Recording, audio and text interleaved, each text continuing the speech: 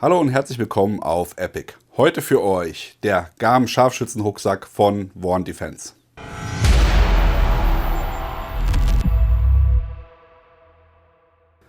Warn aus Norwegen macht Jagdrucksäcke. Unter der Subbrand Warn Defense gibt es die behördlichen Rucksäcke, wo wir euch letztens schon den Warn Tor Rucksack vorgestellt haben für die Behörden. Da ist es nur ein konsequenter Schritt, dass jetzt auch für den militärischen Markt ein Scharfschützenrucksack auf den Markt gebracht wird. Hier ist er, der Garmin. Richtig, richtig geiles System, sage ich euch. Also wir haben jetzt schon uns genauer unter die Lupe genommen und müssen sagen, der ist echt toll. Aber was er so alles kann und bietet, das zeigen wir euch jetzt. Fangen wir mal mit den verwendeten Materialien an. Warn Defense setzt auf 500D Cordura. Wir haben YKK-Reißverschlüsse. Die Hardware ist von UTX und Duraflex, also die Buckles und auch die Clips, die man hier verwendet hat. Der Rucksack ist 60 cm hoch, ist 30 cm breit und ca. 20 cm tief. Ihr seht hier schon die Besonderheit, der hat einen eingebauten Schalldämpfer, nee, natürlich nicht. Er hat ein eingebautes Waffenfach, für Warn bekannt, Rucksäcke mit Waffenvorrichtung. Da haben wir quasi hier in diesem Bereich, wo die Waffenaufnahme ist, haben wir 15 Liter Volumen und das eigentliche Packmaß für den Rucksack liegt bei 32 Liter Volumen. Wie ihr sehen könnt, ist der Rucksack über und über mit Molle versehen. Das heißt, ihr habt auch jede Menge Möglichkeiten, Zubehörtaschen anzubringen. Ihr habt außen rechts und links jeweils eine große Tasche, wo auch hier eine 1 Liter Nalgene-Flasche reinpasst. Hier auf der anderen Seite habe ich eins von den Pads eingebaut, die ich euch gleich noch erklären werde. Und dann gehen wir doch direkt mal über auf das Tragesystem. Auch hier ist Warn Defense einen anderen Weg gegangen, als man das von anderen Herstellern kennt. Wir haben zwar so die übliche Befestigung des Schulterbereichs und des Beckenbereichs über ein Strap-System, was hier mit einem Klett reguliert werden kann. Man kann auch beide Polster komplett abnehmen zum Waschen. Aber was jetzt hier besonders ist, sieht man hier an den Schultergurten ganz gut. Die haben nämlich im oberen Bereich, nämlich da, wo der Rucksack quasi oben auf der Schulter aufsitzt, da ist ein ganz fettes Padding. Und der Rest ist schön slick und dünn. Ich weiß nicht, ob man das hier gut sehen kann, aber dieser Bereich ist wirklich ganz dünn, dafür aber breit. Und hier oben schön gepaddet. Das heißt, mit dem Plattenträger hat man hier auch ein optimales Trageverhalten, weil der einfach dann hier in die Lücken sich einfügt mit den Trägern. Das ist wirklich perfekt. Natürlich haben wir auch hier einen Brustgurt, der sich in der Höhe hier verstellen lässt. Und ansonsten sind die Gurte mit einem Gleitsystem hier am Pack befestigt. Das ist einer der beiden Kritikpunkte, die ich habe. Ich hätte hier einen Fastex-Verschluss gesetzt, einfach damit man den Rucksack auch schnell abwerfen kann. Aber das kann man ja ohne weiteres auch austauschen, wenn einem das hier mit dem Gleiter nicht gefällt. Hier oben befindet sich die Vorrichtung, um das Waffenfach zu lösen. Wir haben jetzt mal ein Sturmgewehr oder einen Karabiner hineingepackt, einfach um euch zu zeigen, dass dieser Rucksack hier nicht nur für Scharfschützengewehre geeignet ist, sondern auch für leichtere Waffen. Ihr zieht quasi hier oben an diesem Mechanismus. Dadurch öffnen sich hier die beiden Haken, wie wir das auch beim Torrucksack hatten. Und dann kann man einfach, wenn man hinter sich greift und zur Seite greift, kann man hier die Waffe dann entsprechend seitlich herausnehmen. So, ich lege die mal hier drunter. So. Meines Erachtens ist das schnellste System am Markt, um die Waffe aus dem Rucksack zu entnehmen. Das ist wirklich sehr intuitiv, geht zur Seite. Man muss nicht hier nach oben, gerade beim Scharfschützengewehr. Ja, ihr wisst ja selber, hier steht jetzt eins mit einem Klappschaft. Das ist jetzt schon ellenlang. Ja? Und wenn ich das dann alles hier über den Kopf rausziehe, stellt euch mal vor, ein Barrett, ihr müsst das über den Kopf nach hinten rausziehen, ist unmöglich. Ja? Also da müsst ihr den Rucksack für abnehmen, um das Gewehr rauszunehmen. Und mit diesem Rucksack wäre es euch möglich, die Waffe, auch wenn sie super lang und schwer ist, hier zur Seite rauszunehmen. Neben der Polsterung an den Schulterträgern ist natürlich hier im oberen Rückenbereich ein dickes Polster vorgesehen und natürlich hat auch der Beckengurt hier im Hüftbereich entsprechend ein fettes Polster. Und da hat man auch sehr schön hier eine Unterteilung eingebaut, um da wirklich bei der Biegung halt auch das Polster optimal nutzen zu können. Das ganze System sitzt hier mit einer Aluminiumstrebe verstärkt im Rückenbereich. Das heißt, nicht wie bei anderen Herstellern, wo die Waffe dann eigentlich das Tragesystem darstellt oder die Steifigkeit darstellt, ist hier der Rucksack auch ohne eingelegte Waffe super formstabil und lässt sich perfekt tragen. Im Bereich, wo die Waffe eingesetzt wird, sitzen weiterhin zwei starke Metallklammern, die die Formstabilität von einer Seite gewährleisten. Das heißt, hier hat man wirklich auf der Seite, wo auch dann das Zielfernrohr entsprechend sitzen würde, keine Chance, den Rucksack irgendwie zu komprimieren und die Optik zu beschädigen. Die einzige Stelle, wo es ein bisschen flexibel ist und auch flexibel sein muss, ist hier da, wo die Waffe herausgenommen wird. Und das kann auch während des Transportes gesichert werden, indem wir hier die Pads haben. Das ist ein bisschen schwierig hier reingesteckt. So.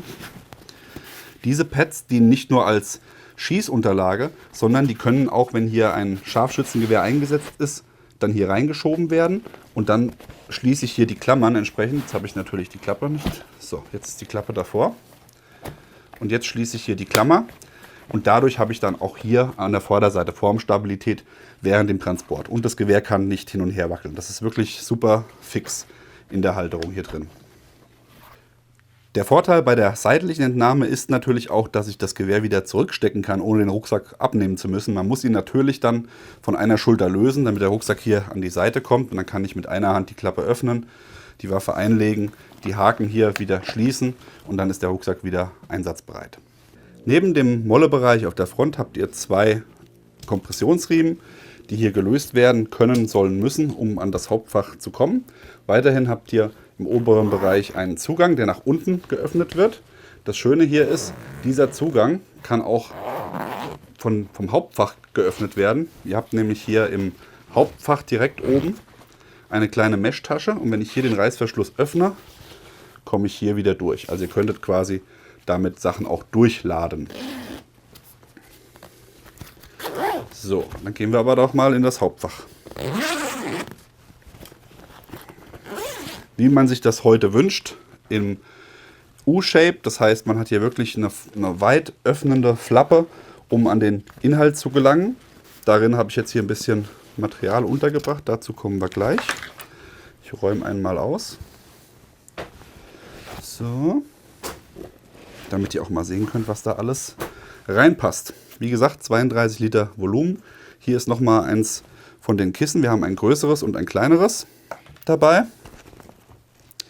Und dann habt ihr im Hauptfach eine komplette Rückwand mit Flauschklett, wo entsprechend Taschen angebracht werden können. Hier vorne haben wir im Flappenbereich haben wir das auch schon gemacht. Da ist nämlich auch Klett vorgesehen. Da ist jetzt von Tasmanian Tiger und von Helicon sind da jetzt Inserts drin, die sind nicht dabei. Aber so könnte die Ausstattung aussehen. Weiterhin habt ihr hier an den Seiten zwei lange Mesh-Taschen, wo Ausrüstung untergebracht werden kann. Auf der Rückseite zwei Kompressionsriemen, falls ihr ein Funkgerät oder sowas unterbringen wolltet. Und auch hier wieder eine Mesh-Tasche für ein Trinksystem. Zusätzlich an der Oberseite eine Reihe Molle und 3 von diesen Silk-Clips hier, um da auch nochmal Sachen einhängen zu können. Für das Trinksystem ist natürlich auch ein Schlauchdurchlass vorgesehen. Der ist hier nur auf der linken Seite vorhanden und ist mit einer Flappe abgedeckt, damit da auch kein Regenwasser eindringen kann.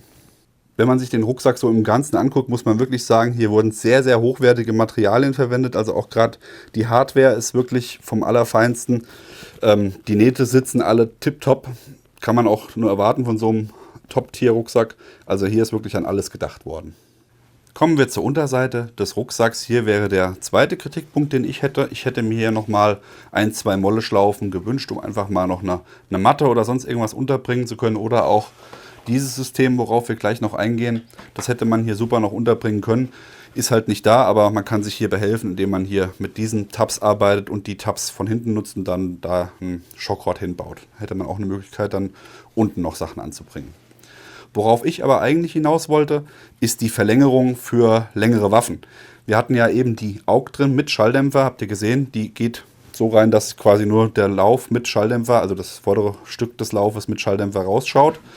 Wenn ich jetzt ein längeres System habe, kann ich hier unten noch einen Fuß ausklappen. Der wird gehalten mit diesen Clipsen hier. Wird dann schön aufgerollt und ist sauber verpackt bei Nichtnutzung. Und damit habe ich dann hier unten nochmal 15 bis 20 cm länger, um auch lange Waffensysteme unterzubringen, wie jetzt auch das Barrett Scharfschützengewehr.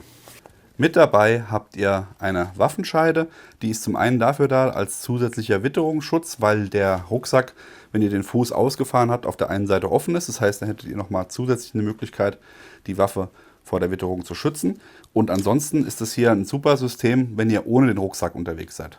Beispiel, urbanes Gelände. Ihr seid mit dem Rucksack unterwegs, geht in ein Gebäude rein, legt den Rucksack unten ab, packt die Waffe hier in diese leichte Tragevorrichtung und damit könnt ihr dann auch ohne irgendwo hängen zu bleiben eine Leiter hochklettern und habt halt nur euer Gewehr dabei. Die Tasche ist auf der unteren Seite geschlitzt. Da kann man jetzt entweder die Optik rausgucken lassen oder das Magazin. Ich entscheide mich jetzt für das Magazin, weil ich will, dass die Optik gut geschützt ist. Fange ich vom Lauf an, die Tasche drüber zu stülpen. Das geht auch hier mit diesem sperrigen Zweibein übrigens. So, schiebt es da rein. Jetzt bin ich hier oben schon auf Anschlag. Dann nehme ich es einmal hoch. So. Dann kann ich hier die Straps schön festziehen, damit das auch wirklich nicht wackelt in der Tasche.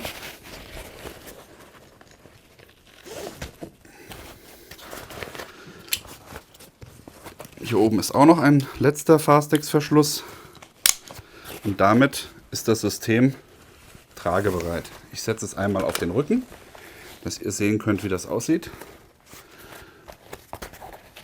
Hier übrigens auch wieder Schulterpolster, schön breit und sehr dünn, lässt sich damit auch sehr gut tragen. So habt ihr ein minimalistisches System, wo die Waffe perfekt am Rücken getragen werden kann. Der Warn Defense Garm ist ein Scharfschützenrucksack der Extraklasse, nur hochwertige Materialien, absolut genial verarbeitet und vor allem schnellstes System, um die Waffe aus dem Rucksack zu bekommen, ohne umständlich über den Kopf gehen zu müssen. Das alles hat natürlich auch seinen Preis, nicht nur der Rucksack ist Top-Tier, sondern auch der Preis, aber dazu will ich eins sagen: Buy once, cry once. Wenn ihr euch einen Rucksack kauft und damit nicht zufrieden seid und das nicht funktioniert, kauft ihr noch einen. Und so kauft ihr einmal einen richtig guten Rucksack und werdet nie wieder woanders hingucken. Den Garm gibt es bei Recon Company. Der Link ist unten eingeblendet. Habt ihr noch Fragen zum Produkt? Schreibt es in die Kommentare. Wenn euch das Video gefallen hat, lasst ein Like da, abonniert den Kanal, falls ihr es nicht schon getan habt. Und denkt daran, die Glocke zu klicken, damit ihr über neue Videos wieder informiert werdet. Bis dann, macht's gut. Bye, bye.